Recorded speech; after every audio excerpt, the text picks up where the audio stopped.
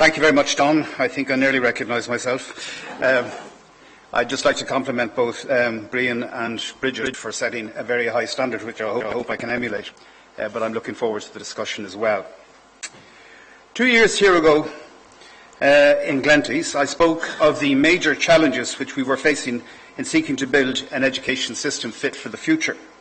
In that paper, I outlined a series of reforms which I was preparing to introduce during my time as Minister for Education and Skills. Many of those reforms are now underway. They are now underway. But in preparing for the McGill Summer School this year, I wanted to take a different tack. Today, I want to explore what the Irish education system might look like for the participants in the system, the children, young people and adults served by the education system today, as well, of course, as the teachers, trainers and support staff who are employed in that system. Altogether, we're talking about 1.2 million people in this country. That's the scale of it, out of a population of 4.5 million. I want to look forward 20 years through 4 different lenses. I want to consider how Ireland will interact with a wider world in the 2030s, the impact of the curriculum on how the system performs, the key role of educators, and the infrastructure which needs to be put in place to support that system. The education system here in Ireland will have changed enormously over the next 20 years, driven, as we've heard already, driven partly by global changes, but most importantly by the needs of students themselves and those of our society. This poses major challenges for us today. How we connect the various elements of the system to ensure that it provides educational pathways for everybody. How we manage successful transitions from one part of the system to another, and how to support the inclusion of the marginalised groups, some of whom Bridget referred to in her contribution. I hope that my remarks will give an insight into what I believe the future will hold for our education system. I'll begin by touching upon the social and economic environment of the future. The children entering preschool this year will face, when they leave full-time education in 2030, is going to be very different. We can safely predict that at least 90% of those children will be leaving full-time education with further or higher education qualifications. The education system has to be flexible and adaptive enough to equip them with a range of skills and competencies. They will need them for the very different jobs market that they're going to face. But in equipping our young people for the future, we know that the acquisition of knowledge itself will no longer be a key skill. Instead, the vital skills will be the ability to find, to use and to reuse knowledge. I've been reflecting on what a useful process it was back in the 1990s of setting goals for this country. During the 1990s, we were discussing the need for investment in communications, the need to grow our indigenous enterprise sector, something which was discussed this afternoon, and the potential offered to Ireland by the development of the agribusiness sector. We were also concerned primarily with the problem of unemployment. In 1996, more than 60% of those out of work were classified as long-term unemployed, and overall unemployment remained at 13.5%. These areas, sadly, remain common threads in our current discourse. The target we outlined in the 1990s of halving unemployment by 2010 was comfortably achieved by the middle of the last decade. But those gains, as we all too painfully are now aware, have been steadily eroded over the last 5 years. The rapid return of unemployment to the same levels as in 1996 is a devastating blow to our nation. Shockingly, over 60% of those out of work in 2013 are now classified as long-term unemployed, exactly the same percentage back in 1996. So, fellow citizens, we must be even more ambitious than we have sought to be in the past. We believe, all of us I think, in the benefits and dignity of work, not just for individuals, but for society as a whole. It is a deeply held Labour Party conviction. Eamon Gilmore has set a target of getting back to full employment by the end of this decade, and I fully agree with that. But in my view, we must go further. We must strive to return to full employment by 2020 and then work to hold those gains instead of throwing them away once more. The dignity of work must be a sustainable effort made to each of our citizens. There are many, many areas of our society that need to be reformed. No one single area is as important to the very texture and fabric of our society as ensuring that our people are able to find work and get paid a decent wage for it.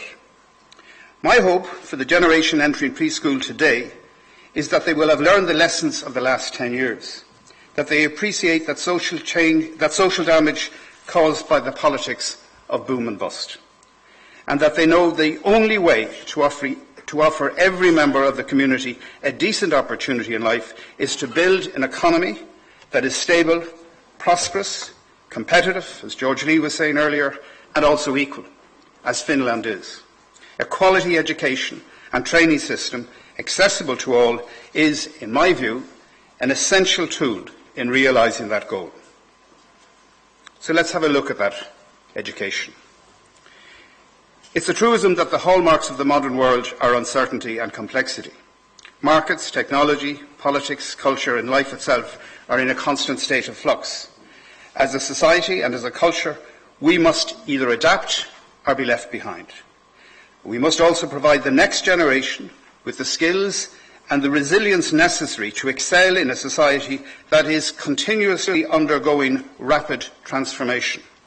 Governments everywhere expect more from their education systems to prepare young people for a future of constant change, and so do we. The starting point for me are the following three. A sound curriculum, good teaching and school leadership are essential for educational success. I want to now outline some of the steps we are taking to embed these into our system. We must begin with preschooling, an area of education which was shamefully neglected by successive governments. That gap has been acknowledged and is being addressed in part with the free preschool year. Unfortunately, it remains the case that too often that year is viewed solely as childcare and not as early childhood education. We have an internationally recognised curriculum framework called ASHTIR, which seeks to put learning through play and exploration at the heart of learning for children under the age of 6. The future, in my view, could see 2 years of preschool combined with the 2 existing infant classes, junior and senior, becoming a coherent early childhood experience for all of our children. The seeds of literacy and numeracy should be sown in the home, nurtured in preschool, and cultivated in primary schools. Yet far too many of our citizens have emerged from the schooling system unable to read or write properly. Far too many. As many as 1 in 4 adults are in this space. Their lives are blighted, their horizons limited. And I make no apology for giving extra time for literacy and numeracy in our primary schools. Nor do I apologise for putting an end to the high-stakes state examination in the middle of secondary school, that hangover from a different era, the state-run junior certificate examination. And Bridget, as an aside, it has come to my attention from professional educationists that many of the young people aged 15 who depart from schools depart being pushed out of the school system because of the rigid nature of the junior cert curriculum in its present form. Increasingly, I am hearing concerns about the future of various subjects, such as history, geography, physical education, languages, the arts, science, and so on. Each has an advocate who call for their subject to be made compulsory above and beyond every other subject. But all human knowledge cannot be distilled into a handful of compulsory subjects. So choices need to be made, or everything becomes compulsory because we fear the consequences of choice. The consequences of choice. My view is that wherever possible, choices need to be made by students and by schools. These choices should be supported by the state. Much, as you know, and we had some of it I think earlier this week, much of this discourse is in the space dominated by the supporters of one particular subject, history. There are many historians, no doubt, here today and certainly here during the week. So let me put a challenge to you.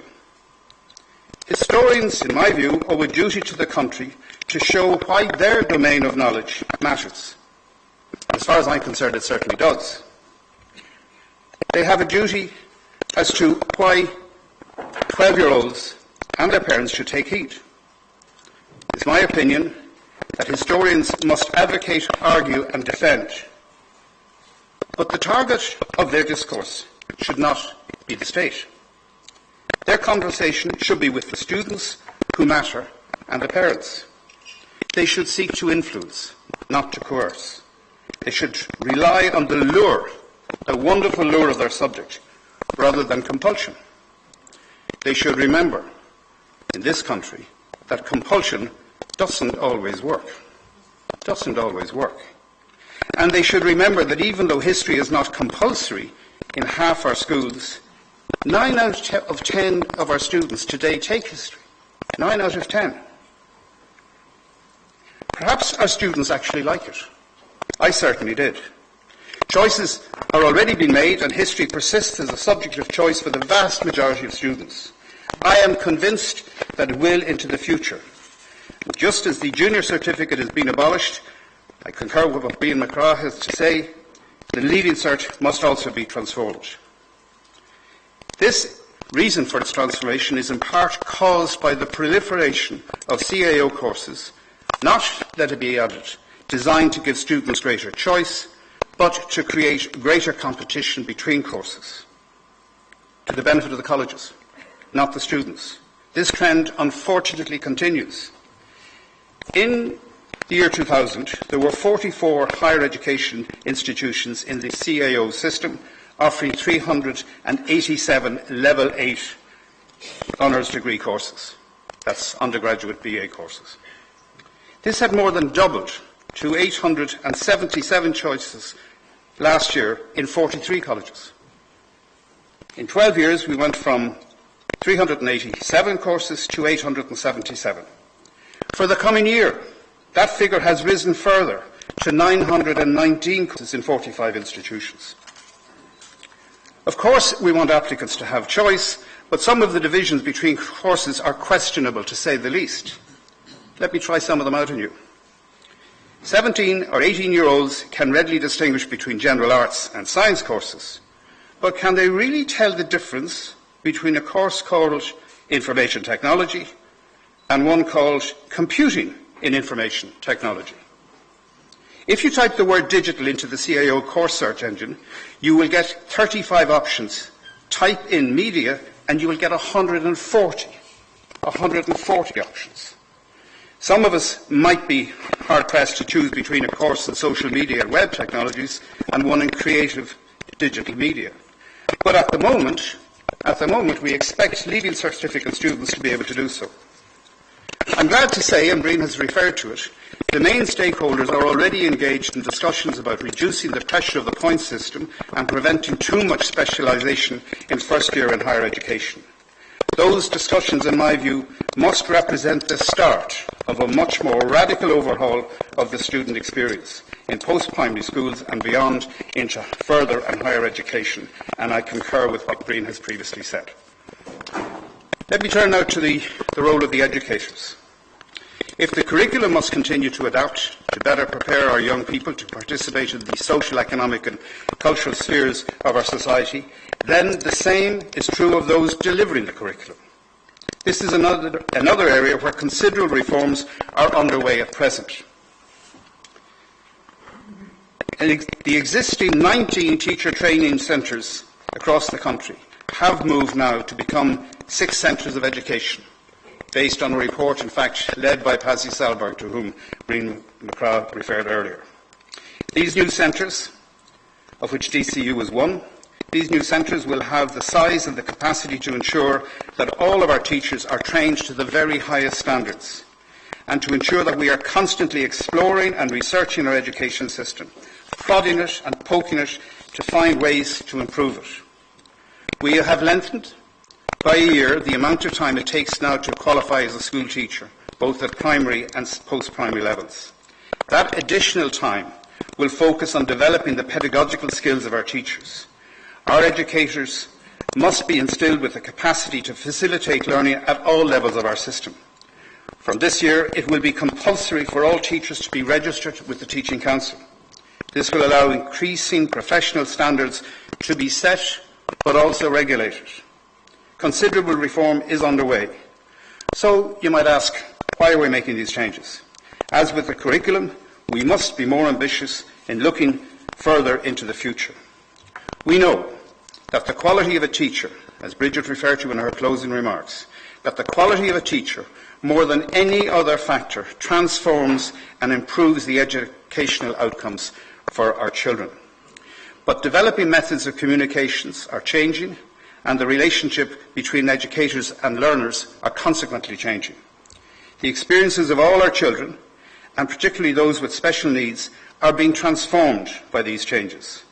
Just as mobile phones and computers have become ubiquitous over the last 20 years, the next 20 years will see further transformations.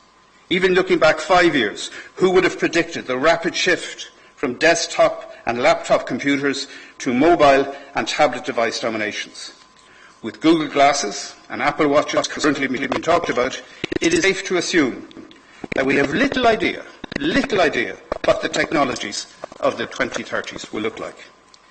It seems equally safe to assume that these technologies will certainly be used by us regularly, if not even embedded within us. In such an exciting context, it frustrates me that we remain in patterns of the past, simply seeking to replicate in our classrooms what is already being disregarded in our workplaces. We must develop the abilities of our educators to adapt, to experiment, and to embrace all modes of communication to inspire and connect with young people. Schools and colleges must be more accountable to their communities rather than to the department. And a culture of self-reflection, continuing improvement, must be fostered in each classroom. If continuously improving the quality of our educators is our aim, then we must also explore how to make the profession increasingly attractive. In the past, a conservative system of promotions developed where teachers were appointed to posts of responsibility. Sometimes those posts of responsibility contained no additional responsibility. Most were simply filled by the longest-serving teachers in the schools. In 20 years' time, we need to have developed a system where teachers are promoted to management positions that involve genuine responsibilities. Their promotion should be based on the quality of their work and both their capacity and their ambition to become school leaders. I want now to finally turn to the issue of infrastructure itself. The future of further and higher education is undergoing a massive transformation. FOSS, I think it was Philip O'Doherty was talking earlier on about why is FOSS still there. Well, it's not. It will be gone within 4 to 6 weeks when the new Board of Solace is appointed. The legislation is through the House. And on the 1st of July this year, 33 VECs disappeared into 16 new institutions called Educational Training Boards. We are providing us, through these reforms, with an opportunity to completely rebuild the further education and training sector, reinventing apprenticeships that will give first-class opportunities to students, and ensuring that further education and training is a realistic, relevant offering that will provide people with opportunities to learn about their lives. The Irish university and technological sectors will also be transformed over the coming years. They have already begun to explore and embrace the reconfiguration of the third-level landscape, which I published earlier this year. And we are expecting reports and progress by the end of this calendar year as to how far they have got. And I can assure everybody in this room that I will drive that process as relentlessly as we drove the process to merge the VECs into their new configuration. The creation of college clusters will ensure the unnecessary duplication and inefficiencies can be driven out of the system. The prospect of technological universities will help reinforce the structural links between enterprise and the technological sector. And let me be very clear about this, because it was referenced in the earlier session this afternoon. We want the technological sector to get as close to industry as it is possible. And we don't want another Philip O'Doherty to be able to say that he wasn't going through near a university because it was going to take 12 months to a year, if not longer, to get the kind of response that he needs. If we are to grow the indigenous sector and grow the SME side of our economy, then the technological sector, which is what the RTCs were originally established to do, will have to get hand in glove closer to the needs of industry at local level. I want to conclude by saying that the changes that are happening in the Department of Education, the relationship between the Higher Education Authority and ourselves, and the transformation in the whole realm of third level is of a very ambitious kind. I'm very familiar with the graph that Brí McGrath put up on the screen. I'm very clear that there is a difficulty in relation to financial sustainability going into the future. But we are not going to start to look at the options or consider that until we're satisfied that we have actually achieved the kinds of economies that the landscape document and the rationalisation coming together of the IoT sectors can be achieved. We want to see, and I want to see it over the next 12 months, the kind of synergies that are capable of being achieved, the savings and the accumulation of savings that can be redeployed within the system before we're going to the next stage of the kind of funding for our third level system. We have, as two of the speakers have said, very high participation levels at third level, over 62% currently. I want to make sure that they're not just participating, but that they're getting the kind of skill sets and training and education that they themselves actually need. And I know that the technological sector and the university sector are very committed to achieving that, because at the end of the day, the new economy that will emerge in the 20s and 30s of this decade, based in this country, will have to be sustainable. It will have to be robust in the form that it will not sort of oscillate the way the last one did, that we don't lose the gains that we made in the 90s and early 2000s. And that will only be based on a highly skilled, highly literate, highly focused workforce population where learning is constant and lifelong, and where we adjust to the rapidly changing forces that are already on the global horizon and which, if anything, will intensify over the future. Thank you very much indeed.